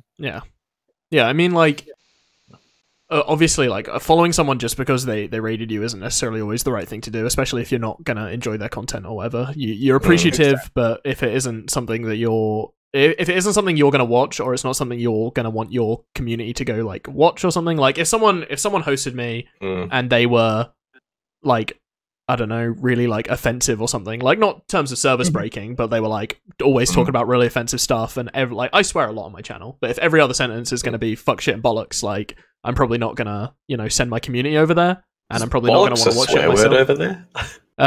No, it's not. Okay, it's just it's part of when we talk about swear words. It's either fuck, shit, and bollocks or piss, shit, and bollocks. I don't know why. Bollocks. Yeah, just bollocks. Bollocks is just part of the expression. Bloody bollocks, mate, innit, mate? It's fucking bollocks. Load of fucking bollocks, mate. Fucking so how do you, I suppose leading on from there, how do you guys decide who you raid? Because I actually only recently noticed, I was like, oh man, I've only raided people who I follow for like so long. It's probably a good idea to raid new people every now and then. I look at my following list and I see who's live. I take into account the amount of viewers I have at the time, because if I have, say I'm on 7, been like a slow day, I'll raid someone else who's got like 5 or 7, like probably someone who follows me, who's been a viewer of mine for a long time, and they've just started streaming. I'll be like, hey guys, let's go check them out, you know, Let's go see how they're doing, see how they're getting on with their streams. If I'm having a good day, I'll either look for someone. If I'm like, say I'm at like 15 to 20 when I end, I'll look for someone of a similar size. We'll go, you know, we'll share some love. Just, I don't know. I feel like my internet penis. I need it to be flaunted.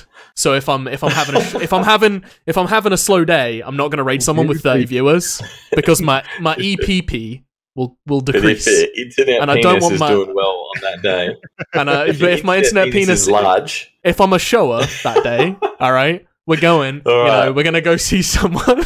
As long as so Luke thinks of his view account as his internet penis. Yes. Luke, yes. One day you can have 100 viewers, and I'm going to come back and be like, "Man, this guy's penis is exactly." But yeah, so then I'll look, right, and I'll see if no one is on. Then I'll look for like the game I'm playing or like a game I have been playing. So normally I'll start my day with a strategy game, and then I'll move on to an FPS.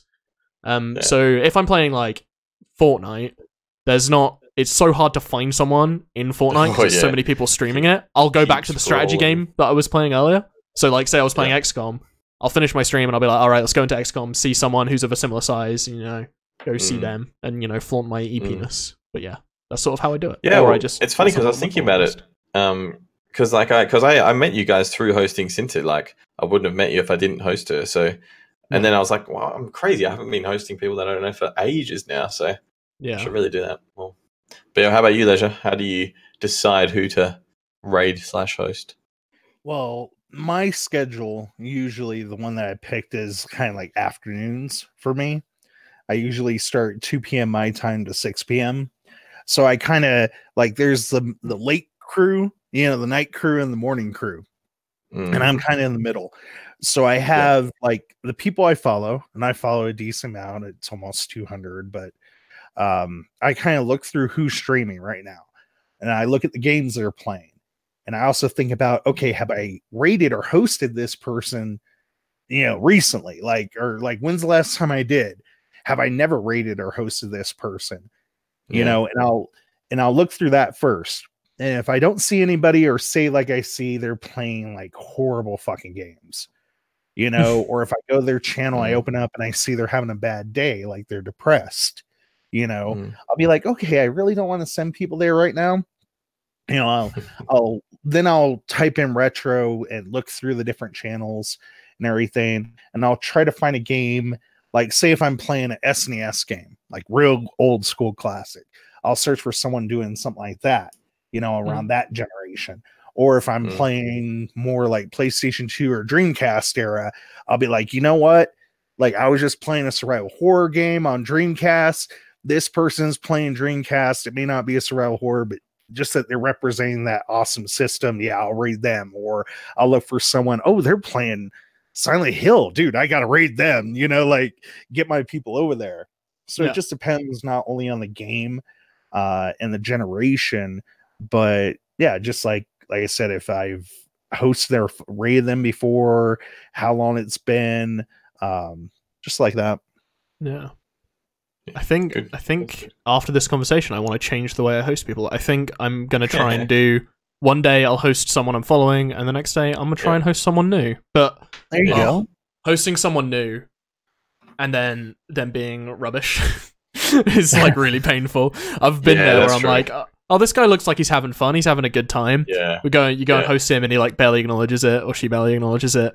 Yeah. And like, their mod's like, hey, welcome guys, and we're like, oh, thanks mod for doing that. And then the person's like, there's like a threshold. You can't host people who are too new, I think. Well, I mean, that's not saying that new people are inherently bad, but some like more often the people with less than 5 viewers, I'd say, there's usually a reason why they're like that. So it's like, they're probably struggling to interact with the chat and that. So as long as they're like holding about 10, usually that's pretty close to where you can expect them to at least acknowledge the raid. So yeah, for sure. I think that's where you want to go. For sure.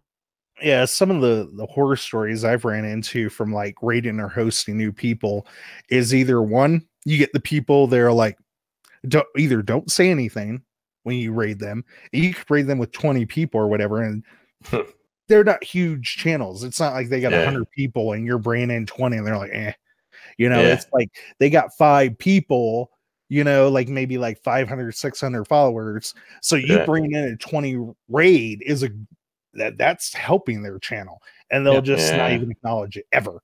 Like you'll be in there for 10, 15 minutes. They won't even say a fucking word, or you got the people that are the opposite, where they're all like, yo, thanks for the raid, but and then they'll go, but you need to check out my channel and I do this and this, and they will go on and on for about 20 fucking goddamn minutes about their channel, and it's just like, just chill, man. Wow. Yeah. Just be a nice guy, but be chill. Like I rated someone, I won't say his name, but my mod, as soon as because I had to bounce real quick, I had to call my daughter right after the stream, after I rated. So I was like, he was a new guy. I'd found him. He looked cool. He had a good overlay. He had quite a number of followers. And I'm like, I feel safe with this guy. He's going to be okay. So I rated him. I got off. And my first thing my mod said was, dude, this guy's fucking annoying. Why do you rate him? And I got on the chat. I'm like, what are you talking about? He has literally been talking for over 20, 30 minutes, plugging his channel. He'd even say thank you once to you. And I'm oh God. And he just keeps talking about all the benefits for subbing and the tiers. And, and he was a role-playing dude too. He was like, welcome to the kingdom of the knights of the round table. And like, just kept going on and on. And he's like, please don't ever host or raid this person again. Yeah. Like, I feel bad for those guys. Raid left. I'm like, I feel like they've gotten like really bad advice from someone once, and then they're like, oh yeah, that's exactly this must what be it. This is gospel. Like, and I mean, who puts on like a show or anything when people raid them or like do like a weird thing? Jeez, that's so weird. Jeez, what? Right. Yeah, no. I do my little radio thing and thank them, and then it's that's cool though. Hi, who are you? What were you playing? Where are you from? Yep. My name's Luke. I do strategy games and FPS. If that's your thing, stick around. If not, cool. And that's then we're back into the stream. Day, Rebel. Do I still do questions a day? Yeah. Good. Yeah. I like those. Yeah, that's good. Yeah. And Waffle said I hosted someone, and as I hosted him, he said the N-word. That is a big yikes. The biggest of yikes. We've all been there though. Yikes. We've all been there, so don't feel bad. It happens. Wait, saying the N-word? I haven't been there. Not saying the N-word, but hosting someone, and then immediately after hosting them, they just do something like ridiculous, and it's like, yeah. Okay, I've been there. They're either racist or sexist or homophobic. And you're like, they say something about that, and you're just like, unhost, unraid. Yeah. Have you ever been to that point where you're just like, you give them 5 minutes, you're like, I'm just gonna unhost now, and I do a sneaky unhost. Yeah, I've done that. Done that. Same. Yeah. And it's always like, man, I really wish I hosted like Fresh or Schlim or something right now. They're on, and I chose to do a random, and it didn't work. It wasn't good. Mm-hmm. I always try and look for people with webcams as well. Yeah, true. Almost 100% must is having a webcam, to be honest. Yeah. I think so. All right. I need to pee really badly. Yeah. Go pee. I think you guys just do your thing. You guys talk about something. Have we sign off, or we we'll wait for Luke to pee. All right. Have fun being Luke. They sound like Mr. Krabs. So Ledger, how old are your kids? Your two kids? My daughter is 9. She turns 10 in November. Yep. My son, just on Cinco de Mayo, turned 12? 13. Okay. Oh God, he's already 13. Yeah, right. Wow, teenager.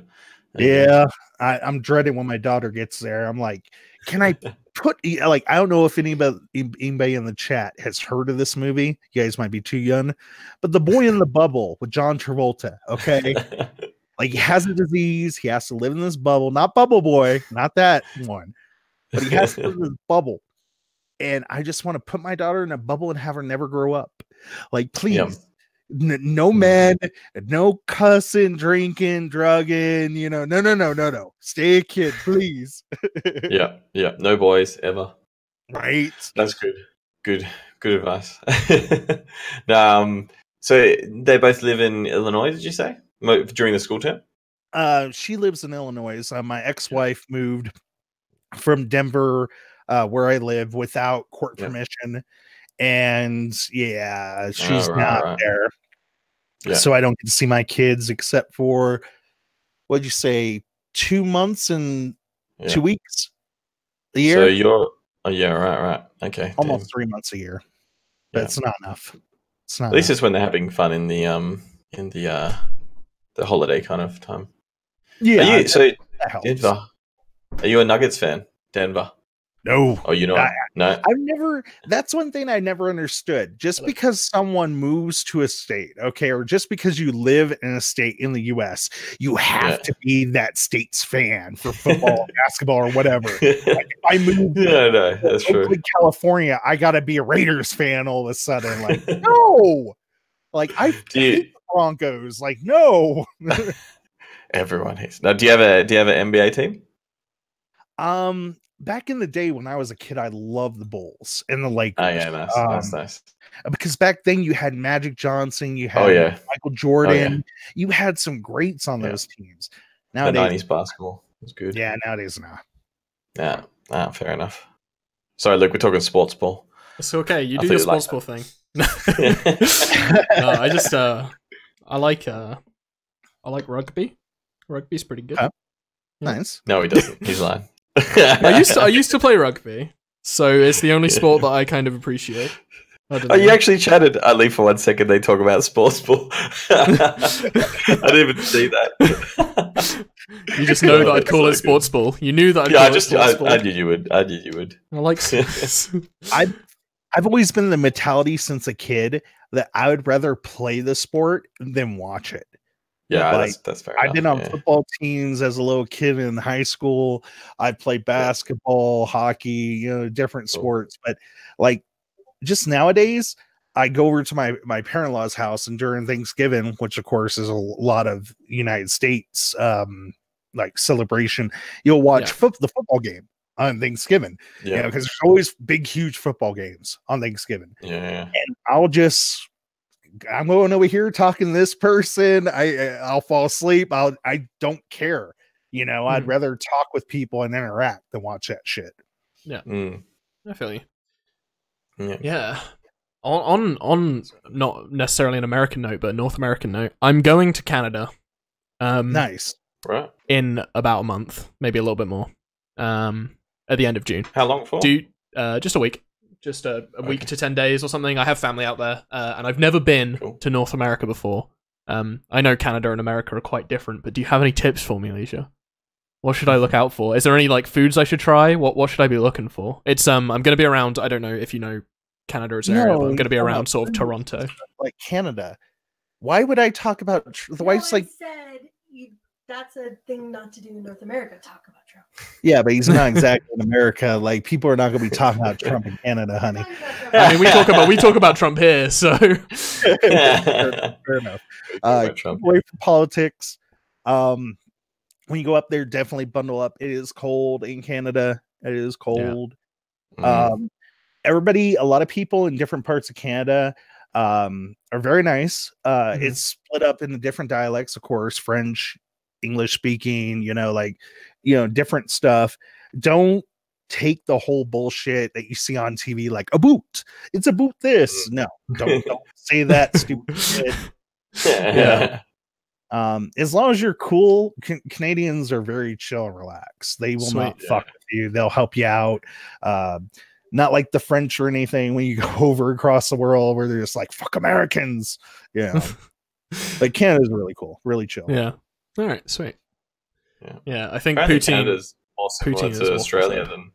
Oh, really? USA. Apparently, people always from Australia are like, if there's one place I'll move to, it's Canada because it's very similar. I don't know if they're talking crap. Who knows? They could be. Interesting. Yeah, I think poutine is definitely something I'm going to have to try when I'm out there. Waffle for sure. Poutine. I think we are at the 1 hour and 52 mark, and I'm good. Are you guys good? Yeah, we feel compensated. There's no questions that we've missed from chat, so I think we're going to throw it over to Fresh first, and he's going to show us how shoutouts work. Go ahead, Fresh. You're on. Hey, ladies and gentlemen, g'day. I'm fresh. I'm usually wearing a hat, which makes me a little bit more interesting. So don't worry, that happens in my channel. I've been branching out recently. So FPS games are definitely the way I'm going. But always West Australian time at 9 p.m. Feel free to come by. And yeah, it's always a good time over in the Fresh fam. Thanks, All right, Rebel. sweet. And over to Leisure. Okay, my name is Leisure Gaming. I do a lot of retro on my channel. If I usually stream between 2 p.m. 6 p.m. Colorado time. You can kind of look up what your time schedule is there. If you like retro games, older games, come give me a shot. Come take a look. You'll find a very chill community, and yeah, Sweet. see you there. Awesome. And thank you for inviting me. No problem. It's been awesome having you on. And then, of course, as we often do, chat. If you would like to shout anything out, link anything you want, it should be on screen. Just link anything. If it's your Twitch channel, your YouTube, you want to say some memes, just put it in chat. Why not? Self-promo. It'll come on. Just self-promote. Promo. We'll give you a few seconds. It's fine. Anyone. No self-promo. That's a good emote. I like that. Yeah, the no self promo. No self-promo. Dude, no one's going to say anything. I love it. I'm going to self-promo my emotes, guys. Twitch Prime? Yeah. Twitch Prime Waffle. Sure, why not? Where's that self-promo from? That's cool. Johnny Renegade. Alright. No one wants to advertise themselves. That's fine. Last time we had a few. And then just me last. Hey guys, you're on my channel right now. You can follow it if you want. That's about it. A big thank you to Fresh and Leisure for coming on the show today. Thank you, Leisure, for being a guest. And thank you guys for chilling with us. And thank you for keeping it real. It's been awesome. I love you guys. I love you all. This will be up on YouTube by Tuesday, hopefully. That's kind of a lot to upload. So there you go. And I'll get it all edited down. I actually remembered to press record and everything this time. Sorry for any of the Discord issues. We were stretched all across the globe today, so there was a little bits of lag, as there often are on this show. It's a little scuff, but we love it for its scuffness, maybe, hopefully. Hi. Okay. Yeah, thank you, guys, and I'll catch you in a little bit.